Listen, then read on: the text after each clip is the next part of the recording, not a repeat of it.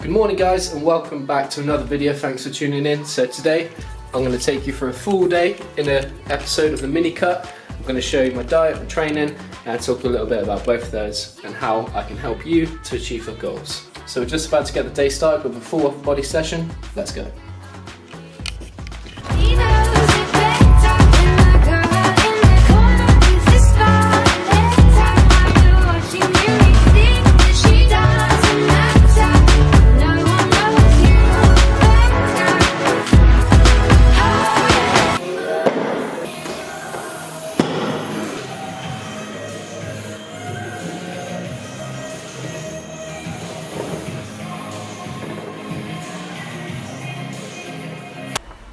What's going on guys, just wanted to do a quick little commentary over this video. Now I haven't done as many episodes as I planned to, so I just want to try and squeeze in as much information into this video as possible just to keep you guys updated. So the main subject over this video I want to talk about was maintaining strength on a cut. Can we maintain it?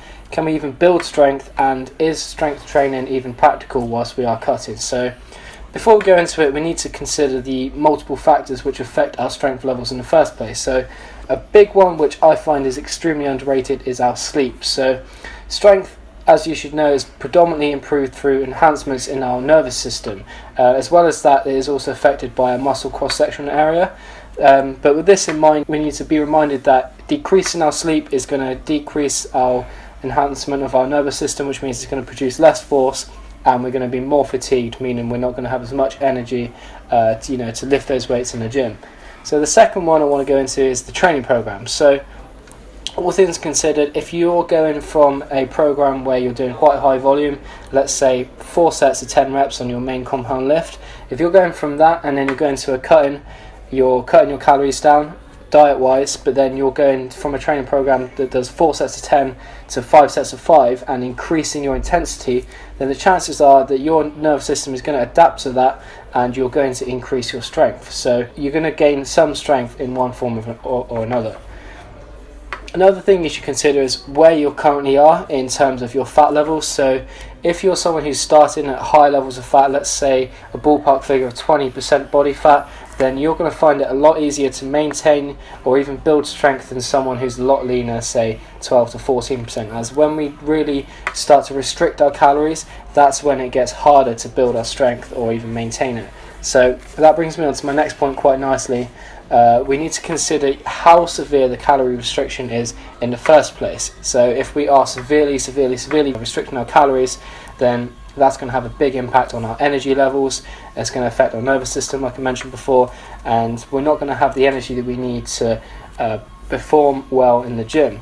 So I've always recommended that when you're dieting, you should have your calorie restriction as small as possible, as you want it to be a consistent process and you want to be able to stick to it for as long as possible, and you don't want the adaptations to your weight loss calorie restricted diet to be too severe, as that's just going to not be fun for you or anyone around you.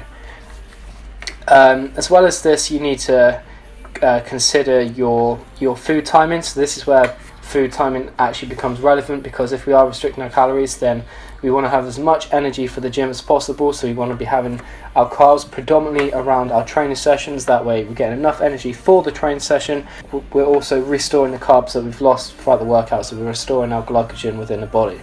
So with all those points considered, we need to think, is strength training actually practical process? Because we know that strength training is quite fatiguing on the nervous system, as is going on a calorie restricted diet. So those two probably aren't going to go hand in hand too well. However, if your calorie restriction isn't too severe, then it's something to consider. But however, I would also always recommend involving some form of strength training or another, even if it's only on your first compound lift, and then obviously going into sort of higher volume, less intensity work once you've got those compound lifts out of the way. And strength training is always going to be beneficial, like I said, for those nervous system adaptations, and obviously if we're pushing more weight, we're burning more calories. You just need to consider the effects it's going to have on your fatigue levels. This is something I talk about how to tackle on the ebook, so if you are interested, then that will be released in a few weeks. I'll talk a bit more about that later on in the video. Hope you enjoy the rest of the video, guys.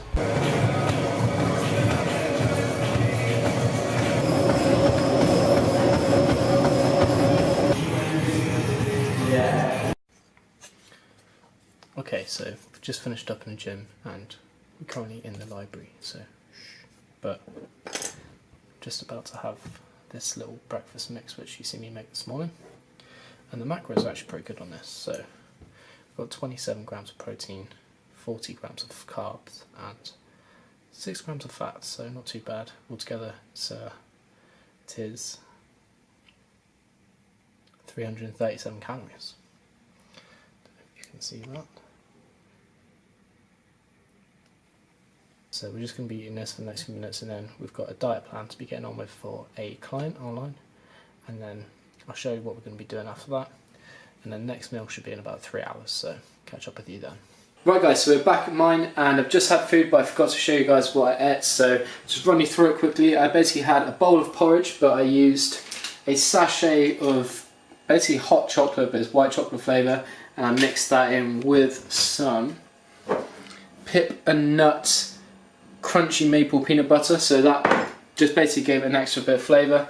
And it is sort of 2:30 now, so I had a bit sort of a larger calorie meal, and along with the porridge I had a side of 4 egg whites and 1 whole egg, topped with light cheese. So altogether that was about 800 calories, so that should keep me going for the next few hours now. So what I like to do is delay my meals, as I've spoke about before. So in the morning I'll try and have as least calories as possible, as I won't really feel the need to have them, and then in the afternoon / evening when I start to feel more hungry, I'll bump up my calories so I feel more satisfied with the meals that I've had. And on a quick note, I haven't made as many episodes on this mini cut as I'd like to, and that's just mainly because, as some of you know, I'm going travelling in just under 2 weeks now, so I've been trying to get as many things ready for that as possible.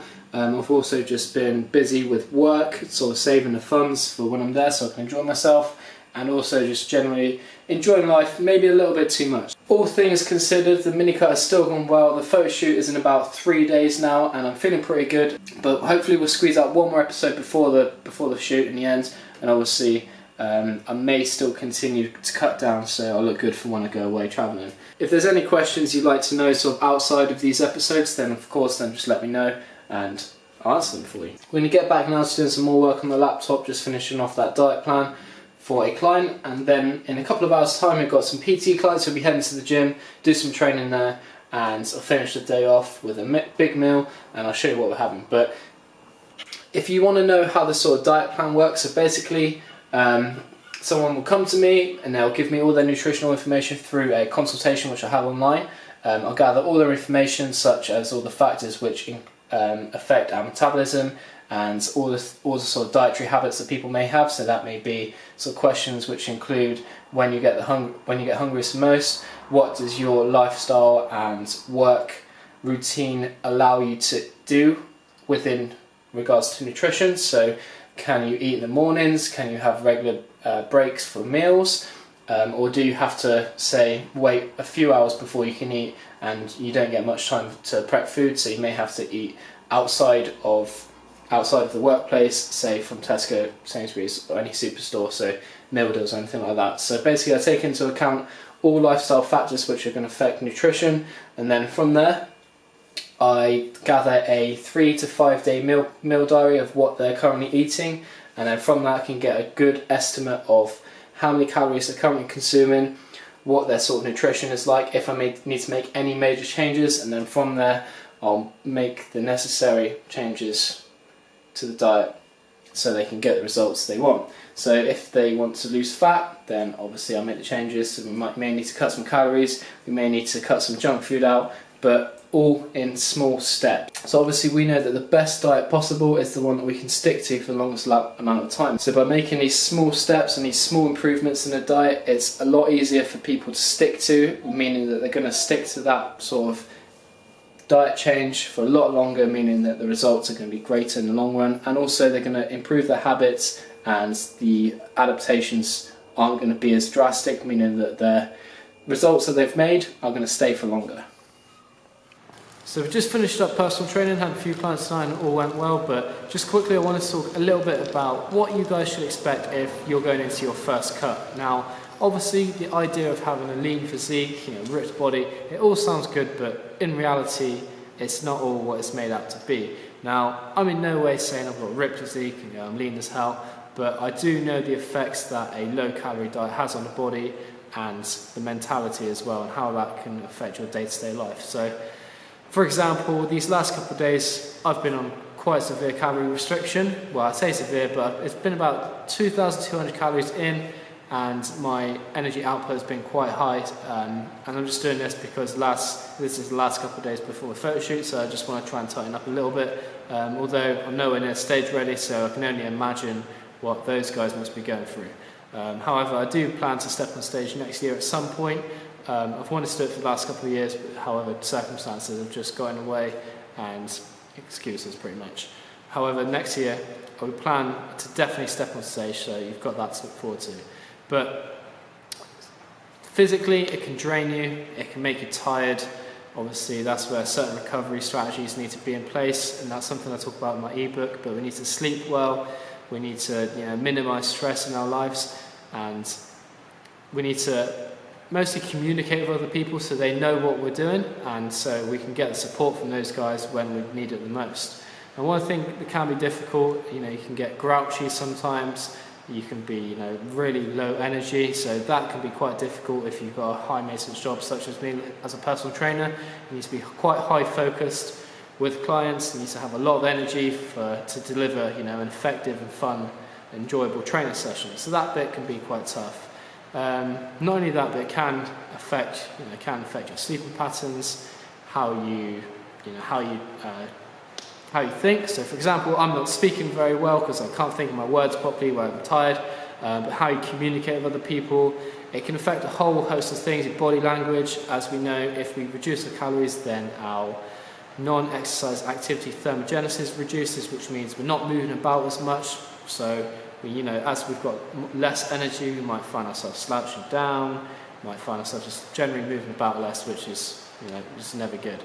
So there are a few negative effects of this, but this is mainly going to be the first adaptations to your calorie restricted diet, and there will be points where you're going to need a refeed, and those adaptations and those feelings won't be as drastic as what they feel when you first experience them. So I just wanted to give you guys a heads up. If you are thinking about it, it's always good being lean, but there are those few things to it. As with anything in the fitness industry, there's going to be a few negative side effects of whatever you're doing. So gaining lean mass, for example, is going to be negative effects of that. So just wanted to make you guys aware, just so you know, just what to expect. Again, I talk about this in more detail in the ebook, which will be releasing in about a week's time once you watch this video. So keep your eyes peeled for that if you want more information on fat loss. I talk about recovery, training recommendations, fat loss, the principles, loads of information in there which I find will be useful for anyone at all, male or female, whatever stage they're at in losing fat. So I found out that I'm pretty bad at this YouTube thing. I was supposed to be showing you my meals today, which I haven't done. Ended up having a snack whilst at work, just because I was too hungry, so I had some tuna and rice, which was about 350 calories, quite high in protein, and there's only a small amount of rice and low in carbs as well. So I've actually got 700 calories left, which is ideal. Some of you may be thinking why I'm using MyFitnessPal, as I never usually track calories. However, this week, the very last week, I want things to be to a T. So I am using that just to absolutely guarantee that I'm hitting my macros and I'm going to have the outcome that I want. So anyway, let's get to the next meal. Let's see what we have.